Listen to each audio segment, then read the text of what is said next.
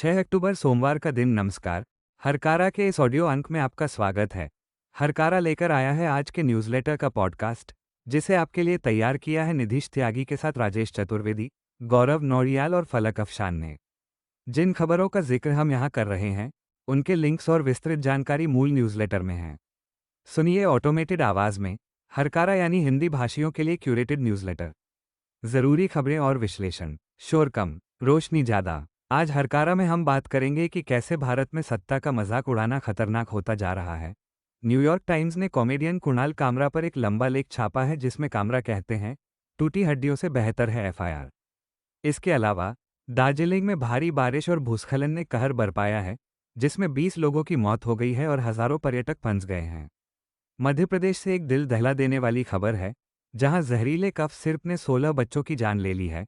लद्दाख संकट पर जेल से सोनम वांगचुक का संदेश आया है और बिहार चुनाव से पहले वोटर लिस्ट पर बड़ा संग्राम छिड़ गया है। इन सभी खबरों पर होगी विस्तार से बात। भारतीय stand up comedian Kunal Kamra ने अमेरिका में जिमी किमेल के निलंबन के बाद अभिव्यक्ति की स्वतंत्रता पर हुई बहस को देखा। उन्हें इसमें अपना अतीत, खतरा और बहुत सारी ईर्ष्या महसूस हुई। हुआ ये था कि अमेरिकी ब्रॉडकास्टर एबीसी ने ट्रंप प्रशासन की आलोचना के बाद अपने late night host Jimmy Kimmel को किनारे कर दिया था। इसके बाद पूरे अमेरिका में विरोध की लहर दौड़ गई कि अभिव्यक्ति की स्वतंत्रता को खत्म किया जा रहा है। एक हफ्ते के अंदर ही मिस्टर किमेल वापस टीवी पर थे और एक बार फिर अमेरिका के राष्ट्रपति पर चुटकुले सुना रहे थे। इसी वीकेंड न्यूयॉर्क टाइम्स ने कामरा पर एक लंबा चौड़ा लेख लिखा है। लेख के मुताबिक मोदी जो प्रेस कॉन्फ्रेंस में शायद ही कभी सवाल लेते हैं, उन्हें अब देश का ब्रॉडकास्ट मीडिया ज्यादातर आलोचना से परे मानता है। उनका या सरकार के दूसरे अधिकारियों का मजाक उड़ाना अब तेजी से ईशनिंदा जैसा हो गया है। 37 साल के कामरा, जो कभी कॉमेडी क्लबों का दौरा करते हुए दिन में कई स्टैंड अप शो करते थे, पिछले 6 महीनों से पूरी तरह से मंच से दूर हैं। ये सब तब शुरू हुआ जब सत्तारूढ़ गठबंधन के स्थानीय नेताओं द्वारा भेजी गई भीड़ ने मुंबई के एक क्लब में तोड़फोड़ की। इस क्लब में कामरा ने पहले एक राजनेता पर मजाक किया था। हालांकि दोनों कॉमेडियन के चुटकुले बहुत अलग थे, लेकिन दोनों ने ही सत्ताधारी राजनेताओं को नाराज किया। लेकिन भारत में, जो दुनिया का सबसे बड़ा लोकतंत्र है, प्रधानमंत्री नरेंद्र मोदी के राज में पिछले एक दशक में सेंसरशिप इतनी गहरी हो गई है कि अब सत्ताधारी राजनेताओं का सीधा मजाक उड़ाना लगभग नामुमकिन हो गया है। मार्च के बाद से कामरा का काम यूट्यूब पर इंटरव्यू और वीडियो पोस्ट करने तक ही सिमट गया है। उनके वकील अदालतों में लंबित आपराधिक मामलों से लड़ रहे हैं। उनके घर पर 24 घंटे एक हथियारबंद पुलिस गार्ड पहरा देता है और जब भी वे बाहर निकलते हैं तो उनके साथ साए की तरह रहता है, क्योंकि उन्हें लगातार धमकियां मिलती रहती हैं।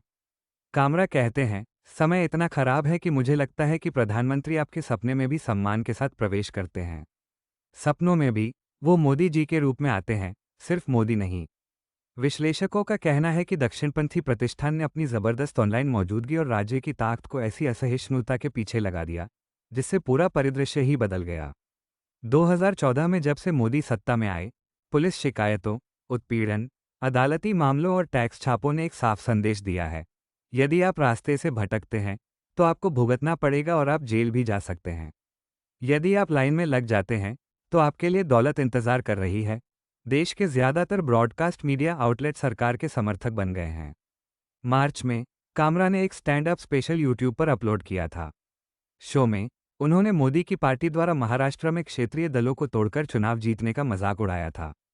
कामरा ने संकेत दिया था कि एकनाथ शिंदे, जिन्होंने अपनी ही पार्टी को तोड़कर एक गुट को मोदी के साथ मिला दिया था, एक गद्दार थे।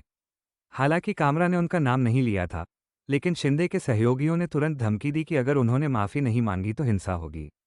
अगले दिन पुलिस के साथ एक भीड़ उस क्लब पर टूट पड़ी। भीड़ ने आयोजन स्थल पर तोड़फोड़ की, जिसके बाद नगरपालिका कर्मचारियों ने हथौड़ों से उसके बाहरी हिस्से को तोड़ दिया और उसे बंद करने पर मजबूर कर दिया। कामरा के लिए अब पुलिस शिकायत या अदालती मामला सबसे अच्छी स्थिति है। वे कहते हैं, मैं सोचता था कि एफआईआर और अदालती मामले उत्पीड़न हैं। अब मुझे लगता है कि उत्पीड़न टूटी हुई हड्डियों से बेहतर है। कामरा अब अपना ज्यादातर समय पौंडीचेरी में अपने घर पर बिताते हैं। वे कहते हैं, उन्होंने बड़े आयोजन स्थल बंद कर दिए, मैं छोटे स्थलों पर चला गया। उन्होंने छोटे स्थल भी बंद कर दिए, मैं यूट्यूब पर काम कर रहा हूं। अगर वे यूट्यूब बंद कर देंगे तो मैं कुछ और सोच लूंगा। कामरा का गुस्सा विशेष रूप से भारत के उन सितारों पर है जिन्होंने उनके अनुसार आवाज उठाना छोड़ दिया है। वह कहते हैं, नागरिकों के रूप में आपके भी कर्तव्य होते हैं, खासकर जब आपके पास एक माइक हो। बिहार चुनाव से पहले वोटर लिस्ट पर संग्राम छिड़ गया है। कांग्रेस ने रविवार को दावा किया कि बिहार में मतदाता सूची से लगभग 23 लाख महिलाओं के नाम हटा दिए गए हैं। पार्टी ने आरोप लगाया कि इनमें से ज्यादातर नाम उन 59 विधानसभा सीटों से हैं जहां 2020 के चुनावों में कड़ा मुकाबला हुआ था। कांग्रेस ने यह भी आरोप लगाया कि चुनाव आयोग ने एक सुनियोजित साजिश के तहत दलित और मुस्लिम महिला मतदाताओं को निशाना बनाया। अखिल भारतीय महिला कांग्रेस की अध्यक्ष अलका लांबा ने आरोप लगाया कि प्रधानमंत्री नरेंद्र मोदी और गृह मंत्री अमित शाह के इशारे पर चुनाव आयोग ये बड़ा धोखा कर रहा है। उन्होंने दावा किया कि बिहार के 6 जिलों गोपालगंज, सारण, बेगूसराय, समस्तीपुर, भोजपुर और पूर्णिया से सबसे ज्यादा महिलाओं के नाम मतदाता सूची से हटाए गए हैं। दूसरी ओर मुख्य चुनाव आयुक्त ज्ञानेश कुमार ने रविवार को दावा किया कि इस प्रक्रिया ने 22 साल बाद मतदाता सूची को शुद्ध किया है। पटना में एक प्रेस कॉन्फ्रेंस में उन्होंने कहा कि जिन मतदाताओं के नाम हटाए गए हैं उनमें वे लोग शामिल हैं जो भारतीय नागरिक नहीं थे, जिनकी मृत्यु हो चुकी थी या जो कई जगहों पर पंजीकृत पाए गए थे। हालांकि द वायर की एक रिपोर्ट के अनुसार मुख्य चुनाव आयुक्त ने हटाए गए 47 लाख मतदाताओं के नामों के पीछे के कारणों या सूची में पाए गए अवैध अप्रवासियों की संख्या के बारे में कोई खास जानकारी नहीं दी। ये तब है जब सुप्रीम कोर्ट ने 14 अगस्त को चुनाव आयोग को अपनी वेबसाइट पर हटाए गए नामों की सूची हटाने के कारणों के साथ प्रकाशित करने का निर्देश दिया था। चुनाव आयोग के इस कदम का विपक्ष ने कड़ा विरोध किया है। राजद नेता तेजस्वी यादव ने रविवार को आरोप लगाया कि प्रधानमंत्री नरेंद्र मोदी के एक कार्यक्रम में बिहार के मुख्यमंत्री नीतीश कुमार के अजीब व्यवहार ने उनके मानसिक स्वास्थ्य और सरकार चलाने की क्षमता के बारे में नए संदेह पैदा कर दिए हैं। पूर्व उपमुख्यमंत्री तेजस्वी ने अपने एक्स हैंडल पर उस समारोह का एक वीडियो साझा किया जिसमें मुख्यमंत्री अपने आवास से वर्चुअली शामिल हुए थे। यादव ने अपने सोशल मीडिया पोस्ट में पूछा, क्या सीएम की इस मानसिक स्थिति के लिए उनके करीबी सहयोगियों को दोषी ठहराया जा सकता है जो गठबंधन सहयोगी भाजपा के इशारे पर उनके भोजन में कुछ मिला सकते हैं? बाद में संवाददाताओं से बात करते हुए तेजस्वी ने कहा, काफी समय से सीएम इस तरह से व्यवहार कर रहे हैं जिससे पता चलता है कि वह ठीक मानसिक स्थिति में नहीं है। राजद नेता ने कहा, कल हमने उनके अजीब व्यवहार का एक और उदाहरण देखा। वीडियो फुटेज में कुमार हाथ जोड़कर अपने कंप्यूटर स्क्रीन पर घूरते हुए देखे जा सकते हैं, जबकि उपमुख्यमंत्री सम्राट चौधरी अपना भाषण पढ़ रहे थे। यादव ने कहा, स्पष्ट रूप से सीएम में अब अपनी सरकार चलाने की क्षमता नहीं है।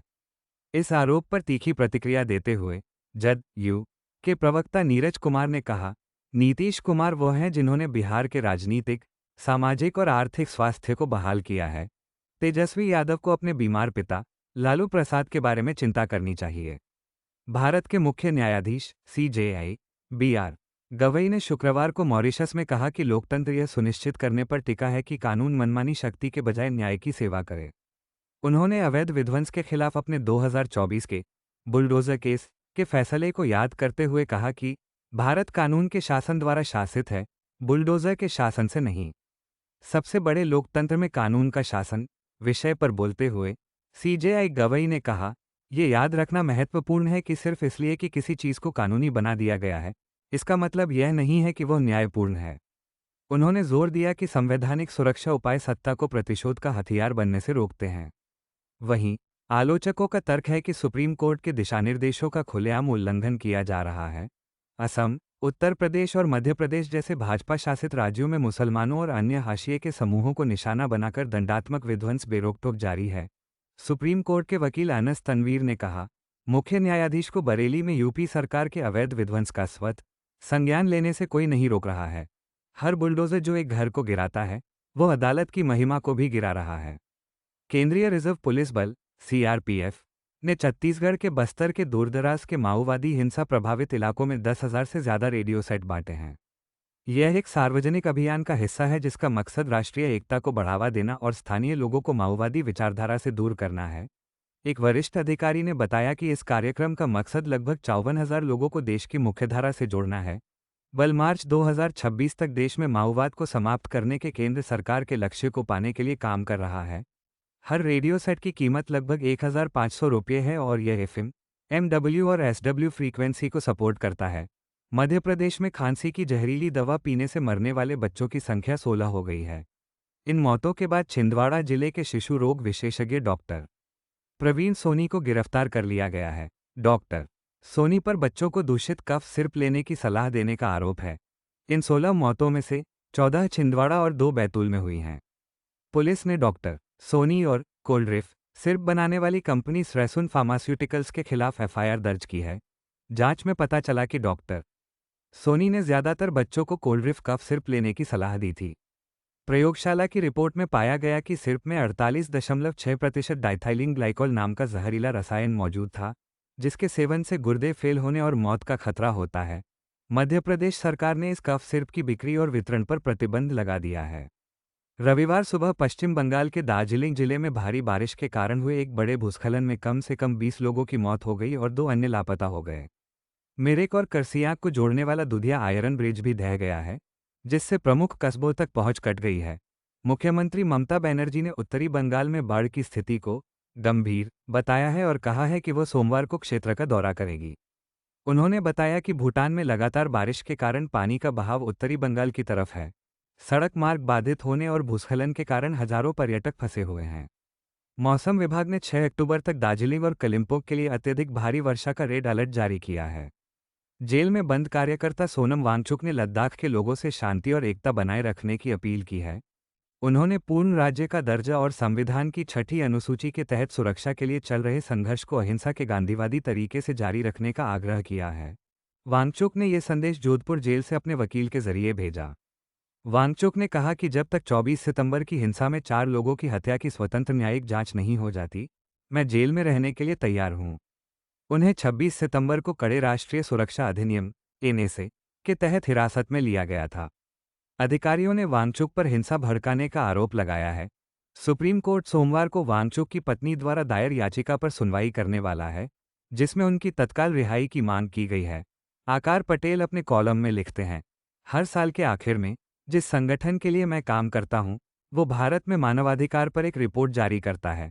मैं इस साल की रिपोर्ट का ड्राफ्ट देख रहा था। ये कुछ खास बातों की लिस्ट है, या ज्यादा सटीक कहूं तो खराब बातों की लिस्ट। जनवरी में उत्तराखंड ने यूनिफॉर्म सिविल कोड लागू किया। ये लिव इन रिलेशनशिप का सरकारी रजिस्ट्रेशन अनिवार्य बनाता है। फरवरी में राजस्थान ने एक बिल पेश किया जिसमें अंतर धार्मिक विवाहों को अपराध बनाया गया।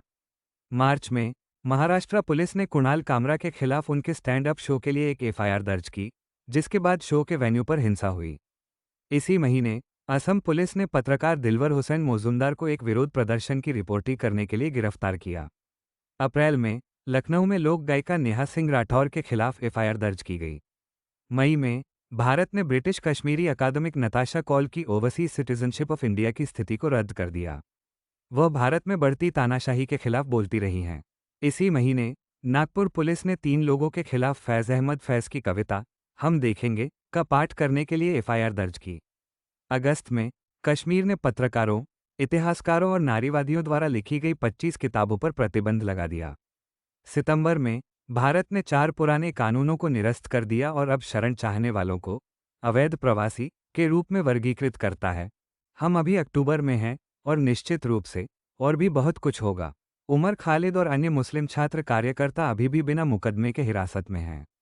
संयुक्त राष्ट्र के मानवाधिकार उच्चायुक्त ने भी मानवाधिकार रक्षकों और पत्रकारों के उत्पीड़न पर चिंता जताई। इस चिंता पर भारत की प्रतिक्रिया दूरदर्शन पर एक खबर चलाना थी जिसका शीर्षक था, भारत ने कश्मीर और मणिपुर पर बेबुनियाद टिप्पणी के लिए संयुक्त राष्ट्र मानवाधिकार की निंदा की। मनाश फिराक भट्टाचार्य जी की किताब Gandhi the end of non violence 1946-47 की सांप्रदायिक हिंसा पर एक शानदार किताब है। अलीगढ़ यूनिवर्सिटी में इतिहास के प्रोफेसर मोहम्मद सज्जाद ने इस पुस्तक की समीक्षा की है। ये किताब बंगाल, बिहार और दिल्ली में नरसंहार को रोकने के लिए गांधी के हस्तक्षेप से जुड़ी है। सज्जाद के अनुसार ये पुस्तक महात्मा गांधी का एक स्पष्ट चित्र प्रस्तुत करती है, जो सुनने की राजनीति में विश्वास करते थे। किताब में बताया गया है कि गांधी का हस्तक्षेप किसी सरकारी मशीनरी के सहारे नहीं था। वास्तव में गांधी एकमात्र नैतिक शक्ति थे। लेखक सवाल उठाते हैं कि अगर बिहार और दिल्ली के मुस्लिम अल्पसंख्यकों को बचाने के लिए गांधी और नेहरू हर संभव प्रयास कर रहे थे, तो पाकिस्तान बनने वाले सिंध और पंजाब में हिंदू और सिख अल्पसंख्यकों को बचाने के लिए मुस्लिम लीग के नेता क्यों नहीं आगे आए। किताब में लिखा है कि आधुनिक राजनीति में नेता और विचारक लोगों से उपदेश देने और व्याख्यान देने के लिए मिलते हैं, सुनने के लिए नहीं। लेकिन गांधी सुनते थे। किताब में लिखा है, दोनों समुदायों को उनके राजनीतिक नेताओं ने छोड़ दिया था। केवल एक 78 वर्षीय नाजुक लेकिन उत्साही व्यक्ति उनके दुखों को सुन रहा था, उन्हें डांट रहा था, उनकी गालियां और गुस्सा सह रहा था, और प्रेम और शांति पर जोर दे रहा था। समीक्षक के अनुसार भट्टाचार्य जी की किताब हमें नए तरीकों से गांधी को फिर से खोजने में मदद करती है, जो आज के विभाजनकारी समाज और राजनीति को समझने के लिए ज़रूरी है। आज के लिए इतना ही। हमें बताइए अपनी प्रतिक्रिया, सुझाव, टिप्पणी। मिलेंगे हरकारा के अगले अंक के साथ। हरकारा सबस्टैक पर तो है ही, आप यहाँ भी पा सकते हैं। हरकारा, शोर कम रोशनी ज़्यादा। व्हाट्सएप पर, लिंक्डइन पर, इंस्टा पर, फेसबुक पर, यूट्यूब पर, स्पॉटिफाई पर, ट्विटर, एक्स और ब्लू स्काई पर। जीते हैं यहाँ दुनिया को धोखा देकर। आज की ताजा खबर, आज की ताजा खबर, आज की ताजा खबर। आओ काका जी इधर, आओ मामा जी इधर, सुनो दुनिया।